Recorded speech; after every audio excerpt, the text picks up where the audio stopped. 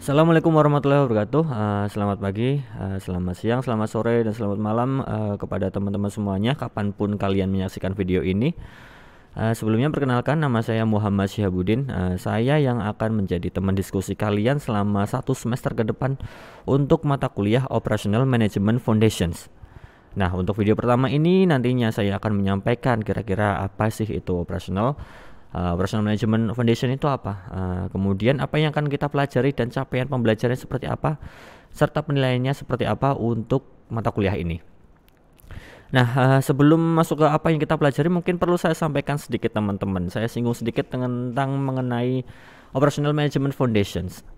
Nah, Operational Management ini adalah tentang kita membuat sesuatu. Namun tak hanya berhenti di situ.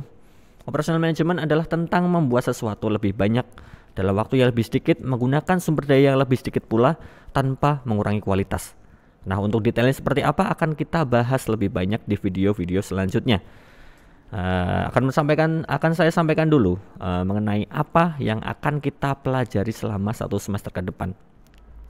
Nah, jadi nanti selama 1 semester akan ada 7 bab pembelajaran ya. Yang pertama itu Introduction to Operation atau pengenalan mengenai operasional. Karena untuk memahami sebuah manajemen operasional secara keseluruhan, kita harus kenalan dulu dong sama apa yang namanya operasional. Nah, yang kedua adalah Managing Inventory Basic atau basic-basic cara kita memanage penyimpanan misal sebuah gudang, misal sebuah tempat penyimpanan barang mentah di sebuah rumah makan dan sebagainya. Inventory basics. Nah, yang ketiga itu adalah forecasting atau peramalan. Kenapa sih dalam operasional itu ada forecasting? Meramal gitu. Apa yang diramal dari sebuah operasional? Nah, peramalan di sini mungkin sedikit saya sampaikan bahwa kita meramalkan berdasarkan data. Kira-kira dari data yang kita analisis selama beberapa periode, data yang kita dapatkan itu kira-kira bisa kita ramalkan di masa depan, di masa yang akan datang kita akan misal dapat harga barang mentah berapa, kayak gitu. Jadi kita bisa menentukan kapan waktu terbaik untuk melakukan pembelian. Itu adalah forecasting. Kemudian yang keempat adalah making product and services, membuat produk dan jasa. Nah, karena dalam operasional itu tidak hanya memproduksi barang tapi jasa juga ya. Akan kita bahas lebih banyak di bab 4, making products and services. Yang kelima adalah managing waiting line basics, memanage basic-basic dari antrian. Karena perlu kita pelajari juga bahwa antrian itu sangat berpengaruh. Mungkin pernah kalian jumpai ketika kalian membeli sesuatu makanan misalnya di hari tertentu antrian itu sangat banyak. Terus gimana sih cara mengatasi antrian sangat banyak itu? Apakah kita harus menambah pelayanannya atau sebagainya? Itu di bab 5 ya, managing waiting lines basic. Kemudian yang keenam adalah quality control basics, untuk menjaga kontrol kualitas agar kualitasnya enggak menurun. Kita akan bahas di bab 6. Dan yang ketujuh adalah operation at the office. Nah, kalau perkantoran seperti apa? Kalau misal tidak memproduksi barang tertentu itu seperti apa? Akan kita bahas di bab 7, operation at the office. Nah, ini adalah tentang yang kita pelajari. Kemudian dari apa yang kita pelajari itu capaian pembelajarannya apa sih? Learning objektifnya apa? Yaitu yang pertama, learning objektifnya adalah understanding operations management. Gimana cara kita memahami sebuah manajemen operasional.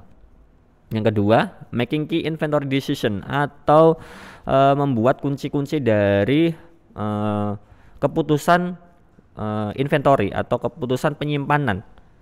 Yang ketiga, balancing holding cost and ordering cost. Nah, gimana cara kita menyeimbangkan dana yang kita tahan dan dana untuk yang akan kita keluarkan untuk pemesanan. Nah, yang keempat, choosing a production strategy and facility layout, yaitu memilih strategi produksi yang paling tepat dan facility layout atau tata letak dari fasilitas kamu agar nanti operasionalnya bisa berjalan dengan lebih efektif dan efisien. Selanjutnya adalah managing waiting lines atau mengatur gimana cara kita memanage antrian agar lebih efektif dan efisien pula. Kemudian defining quality and improving quality, mendefinisikan gimana kualitas itu dan cara meningkatkan kualitas gimana sih gitu. Dan yang terakhir adalah managing business processes, memanage sebuah proses bisnis. Teman-teman mungkin di video pertama ini banyak istilah yang kalian mungkin masih asing, tapi oke karena kita akan pelajari satu persatu dalam video-video yang akan datang dan diskusi-diskusi di kelas. Selanjutnya akan saya sampaikan mengenai penilaian di mata kuliah saya ini. Jadi ada 5 komponen penilaian ya. Ada UTS, UAS, tugas, kuis, dan etika. Nah, untuk presentasenya berapa itu nanti kita diskusikan di kelas sesuai dengan kesepakatan kita. Jadi mungkin nanti ada berbeda-beda ya masing-masing kelas. Nanti tergantung kesepakatan kita bersama. Jadi ini bukan dari saya pribadi, namun kesepakatan kalian juga. Tidak ada pemaksaan dari saya. Namun di sini saya sampaikan untuk UTS dan UAS itu minimal 20%, maksimal 25%.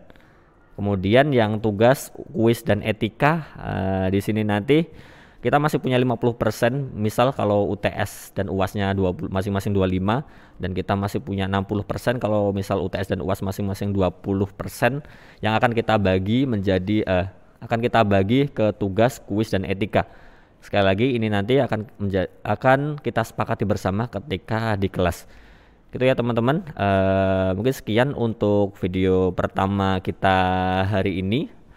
Nah, maksudnya sekian untuk video pertama. Nanti akan kita bertemu lagi di video-video selanjutnya. Sampai jumpa dan wassalamualaikum warahmatullahi wabarakatuh.